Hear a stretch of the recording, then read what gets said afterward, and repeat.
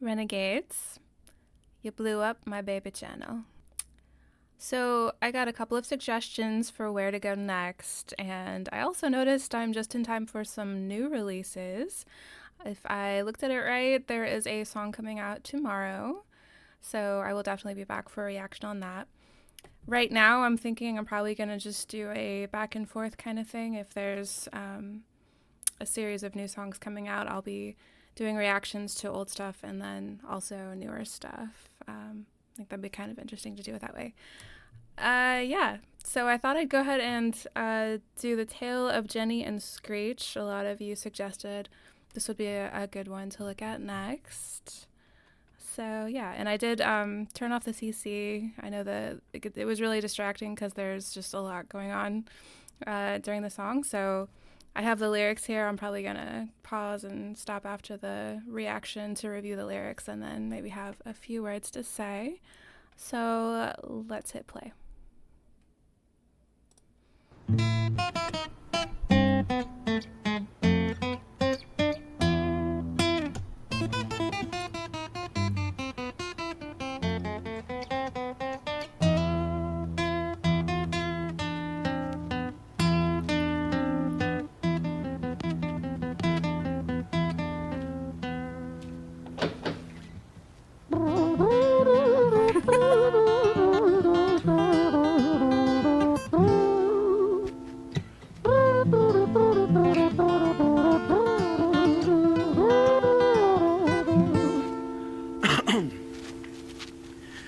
It was a quiet, dark night in an empty street somewhere in London City.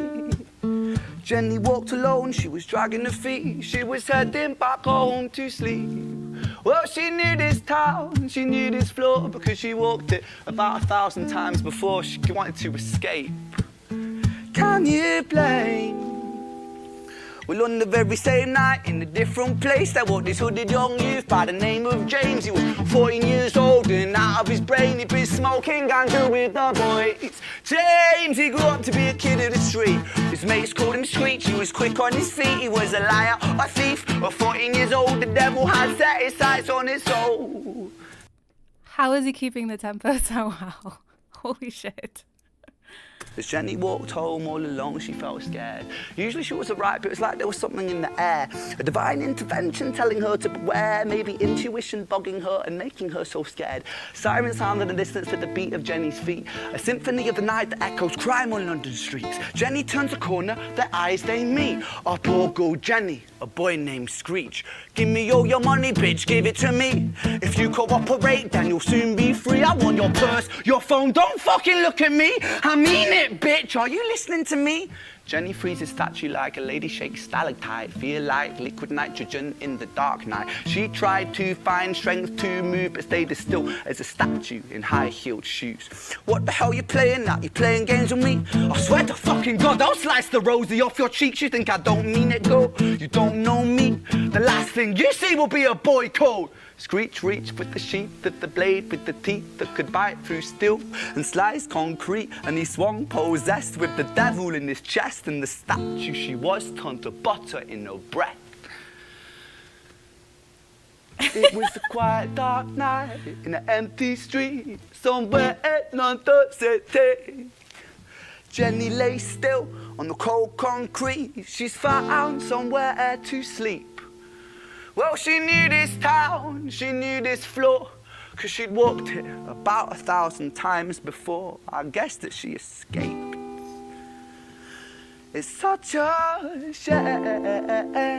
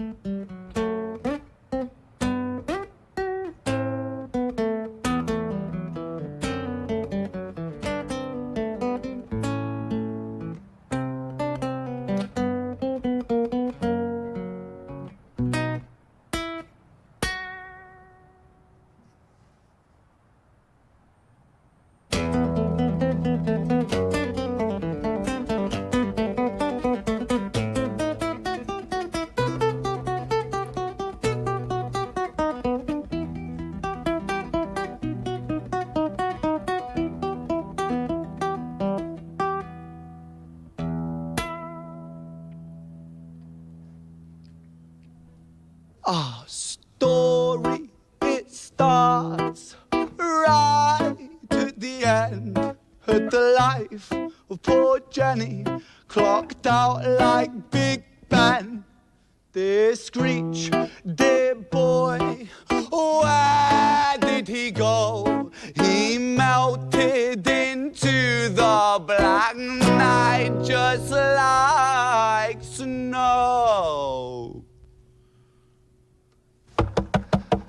Patrick, man, let me in, please open the door. I think I fucked up, Patrick, really fucked up, man, I'm not sure. I got crazy, left this lady lying still on the floor. I think I killed her, Patrick, come on, man, I can't knock no more. But Screech kept on knocking till his knuckles became sore. But there's no sign of Patrick down at number 54. No refuge for our villain, for the bitter hands of fate, with something far more sinister in mind that does away. What? He just pulled his phone out.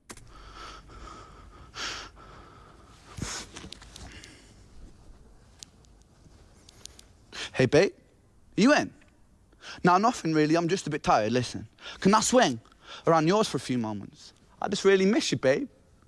What the fuck do you mean you're busy? You fucking bitch! For fuck's sakes! What is happening? Siren sounds approaching like a banshee in the night. The shrill cry of justice cutting like the sharpest knife. But Screech was never one to run, not one to miss a fight. One hand upon his blade, he turned to face the blue lights. Come on then, you fucking cunts, let's fucking have you then. I am Screech, I'm the boss, I'm the ender of men. You think that uniform you're wearing means that you own these streets? These are my fucking streets, and they call me fucking Screech. Richard was an officer who stood at 6'3", working London on the night shift. What he didn't think he'd see was a boy running at him like an animal possessed. With no time to hesitate, he fired 4 bullets at Screech's chest.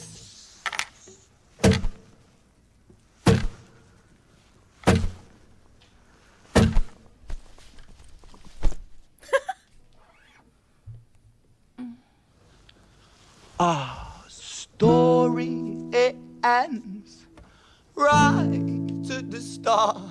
Young Screech and poor Jenny lying 1 street apart. An officer shaken by the boy that he claimed. 2 bodies lay lifeless, and it's such a shame. It's such a shame.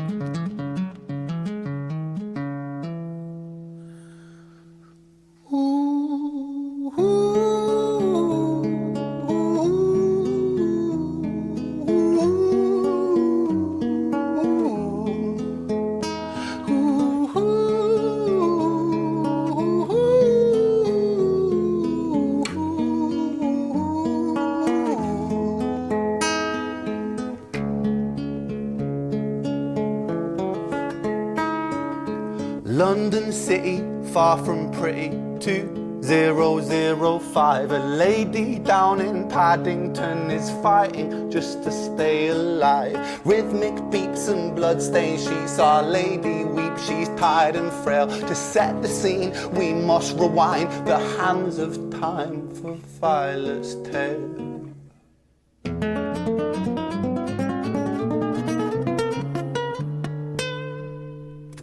Very cool demonstration of rewinding the time with that sequence. I've never seen anything like that. That was cool.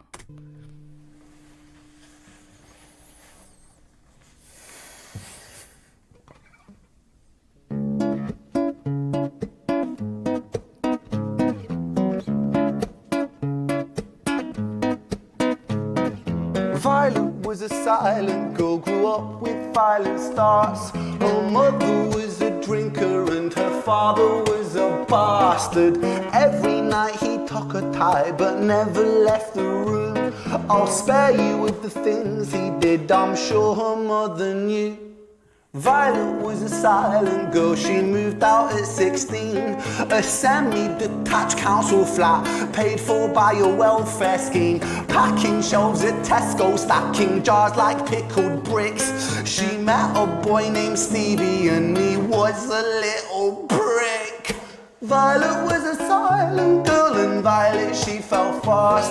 See, Stevie was a wrong un, but he sure knew how to charm her. Every night he took her tie but never left the room. History repeats itself, he'd paint her black and blue and dark. She never stood a chance. The devil. Can I just say how amazing it is to see him? He's moving around like on a stage, he's acting, he's doing characterizations. That's difficult by itself as a portrayer of a story. But he's also playing the guitar in time, and I don't hear a click track, I don't hear anything kind of helping that. It's just like he feels it while he's walking around. And you can tell it's a live performance because the reverberations are shifting as he moves in these different spaces. What a cool effect, you know, from the small room down the hallway, it sounds different. And then now into this, you know, kind of an echo chamber up the stairwell. How many different things can one person do at once? Who comes to dance? Violet, why are you always so quiet? On her bedroom door and he's irate. He's been drinking and smoking, he's up late. And he stands by her bedside, she shakes, but her eyes stay shut. You fucking slut, I know you're up. And he pinches her eyelids and folds them up.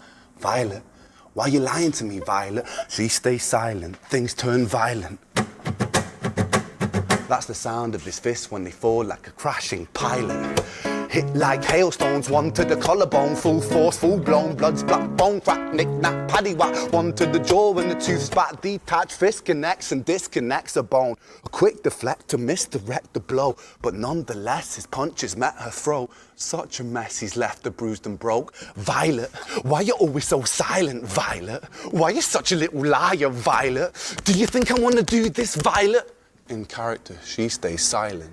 Well, say something, Violet. Silence. Fucking say something, Violet. Silence. Wait. Say something, Violet. Not one word. She stays quiet.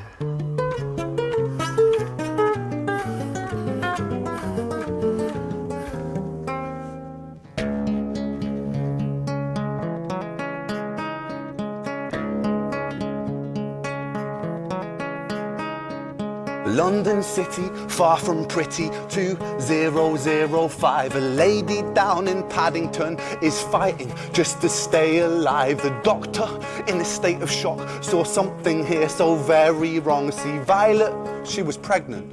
Poor Violet, She was 9 months gone.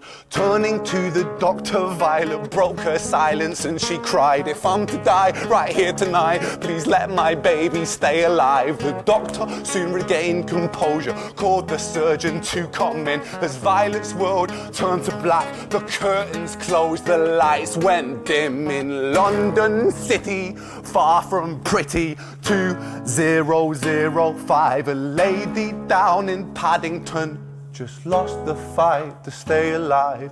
A tragedy or a miracle, it happened on these very streets. Two twins are lying side by side. A girl named Jenny and a boy named Screech. Does everyone die in this story? My goodness. Okay. So that was pretty clear. I am gonna take a second to read through the lyrics again, though. Be right back. Good night. Well, that was a brilliant and tragic story told in a way that I have never seen anybody do before. It's one thing to create, a video full of edits and a perfectly recorded track and guitar and tell a beautiful, tragic story. But this is just incredibly impressive because all of those things are happening in a setting, in a place, in real time, and it's unbelievable. All of these things that he's doing at once, it's mind-boggling to me. You think of the intricacies of the guitar playing and holding up the rhythm itself. Like, he's solo instrumentalist here. It's just him keeping the time and the shifts and the breaks in the story and then jumping back into it. Plus, he's acting out the characterizations for the camera.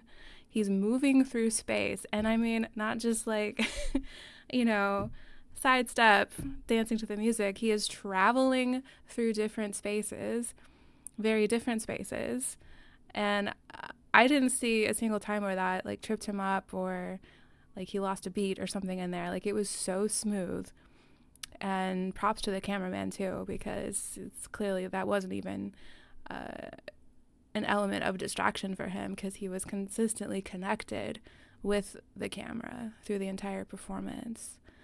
And to bring out the story and the characterizations while doing all that, just wow.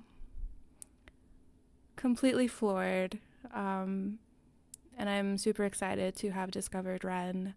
And like I said, I'll be back. I'm going to probably switch back and forth between newer stuff and older stuff to try to catch up. So also, I'd love to know how and when the renegade term was coined, because that's amazing. I love that as a term for the fandom. Thank you so much. I'll be back soon.